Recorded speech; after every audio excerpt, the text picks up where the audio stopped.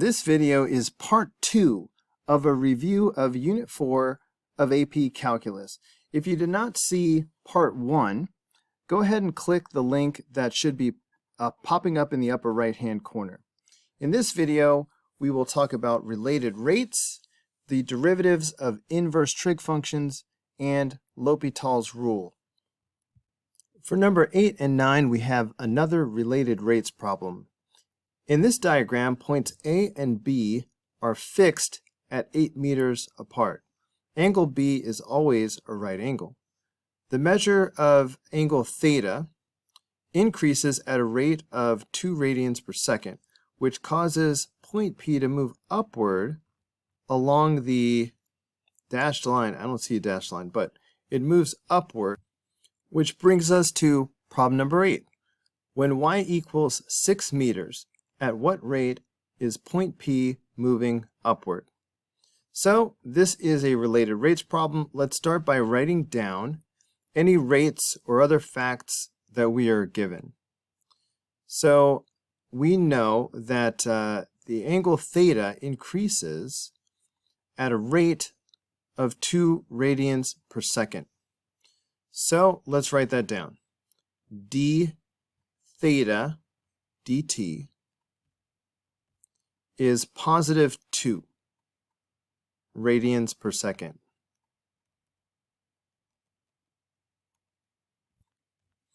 At the moment in question, y equals 6 meters. So we've got that down. Now consider what we are trying to find. At what rate is point P moving upward? The rate of change of point P is going to be dy dt. So we are being asked to find dy dt. We need a relationship between these variables. The variables are theta and y. So looking at this picture, I'm thinking the tangent of theta is y over 8. That's opposite over adjacent. So that would be a relationship between y and theta. So let's write that down. So there it is. I put it right here in the corner. Again, tangent of theta is opposite over adjacent, y over 8.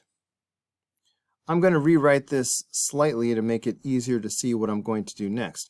This is tangent theta equals 1/8 times y.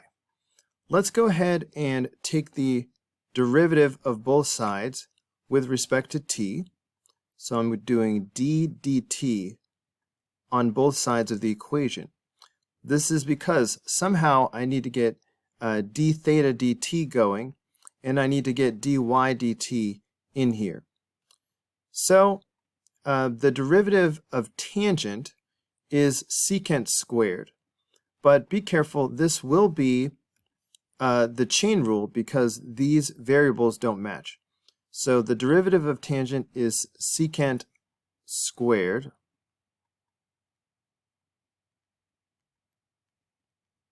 However, I need to multiply now by the derivative of the inner function, which is d theta dt, chain rule. On the right-hand side, I see the constant, so I'm just going to bring the constant down and move on to dy dt. Remember, we are trying to find dy dt. So we need to have no other variables other than this. I know that d theta dt is 2, so that's fine. But this theta right here is a problem. We need to somehow find a value for this. At the moment in question, y equals 6 meters. So I'm going to go ahead and let y equal 6. Let's use the Pythagorean Theorem to figure out what the hypotenuse is. So we've got h squared is equal to 6 squared plus 8 squared. So this is going to give us h squared is equal to 36 plus 64. H squared is equal to 100. and h is equal to 10. Or I could have used the Pythagorean triple 3, 4, 5, where 6 is 3 doubled, 8 is 4 doubled, so we knew that h would be 5 doubled. So that's another way you could get that h is 10. But why am I doing this? I said we needed to find a value for theta, but that's not exactly right. If I can have the value of secant theta, I'm good. So now that we have all three sides of this triangle, I should be able to find secant with no problem, because we know that secant is the reciprocal of cosine, and cosine is adjacent over hypotenuse. So cosine theta is 8 over 10, adjacent over hypotenuse. This reduces down to 4 over 5. So that means that secant is going to be the reciprocal of this. Secant theta will be 5 over 4. So secant squared will be 5 over 4 squared. D theta dt is 2, and that equals 1/8 dy dt. 5 over 4 squared is 25 over 16, and that is being multiplied times 2, which equals 1/8 dy dt.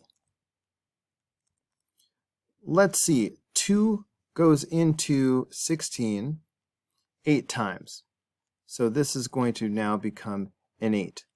So I have 25 over 8 is equal to 1/8 dy dt. If I multiply both sides by 8, these 8s are going to cancel out. So I'm going to be left with 25 is equal to dy dt, and I'm just leaving space for the units, meters per second. So this is the final answer, and the answer is D.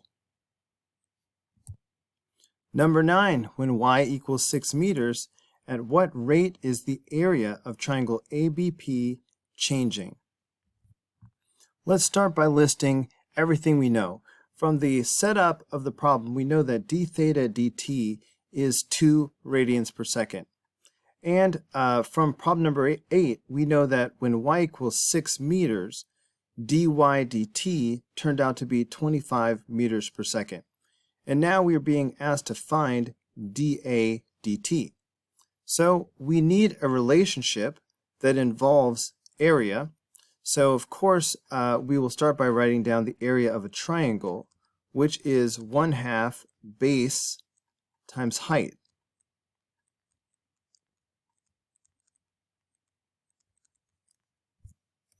In this case, the base is a constant 8 meters, and the height is y.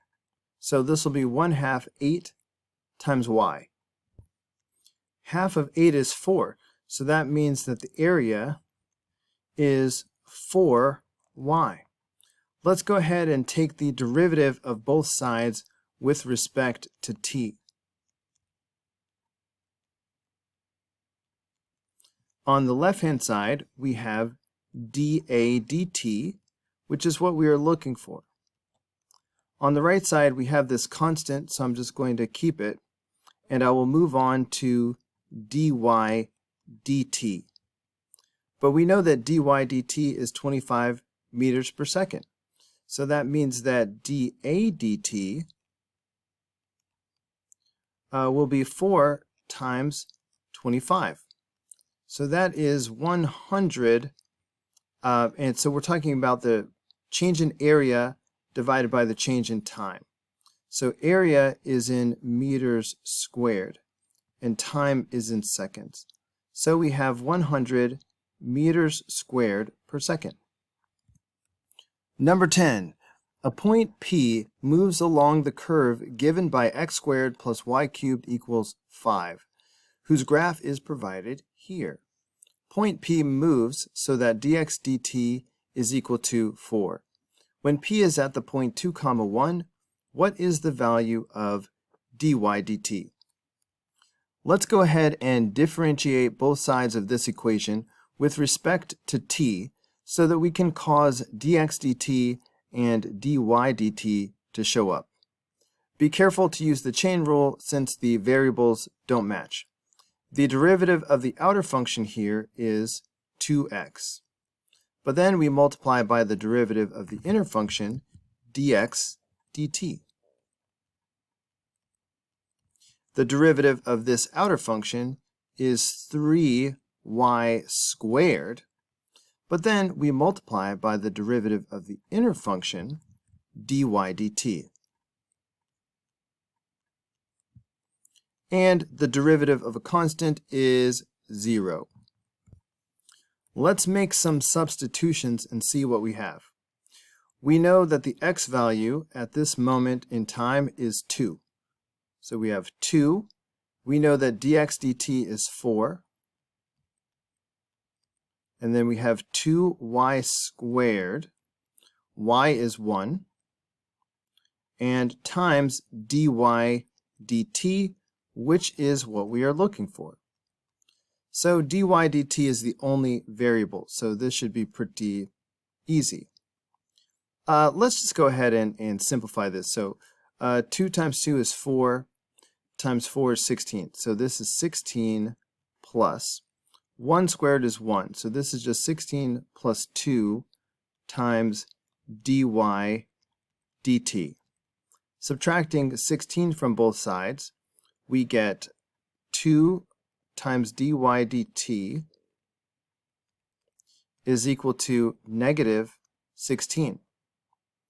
And dividing both sides by 2, we get dy dt is equal to negative 8.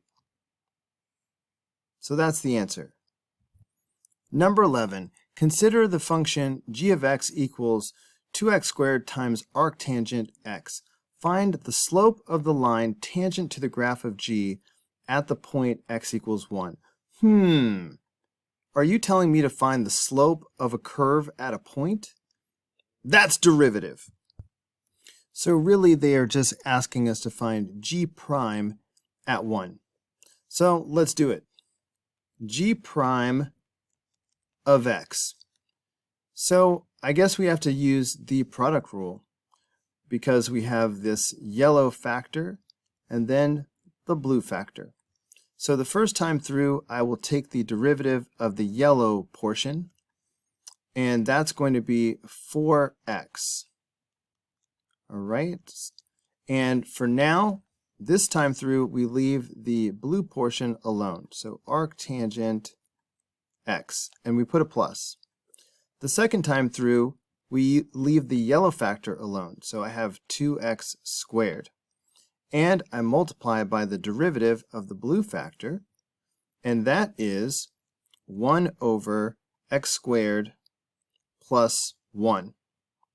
I'm going to go ahead and put the 2x squared in the numerator. So this is the derivative.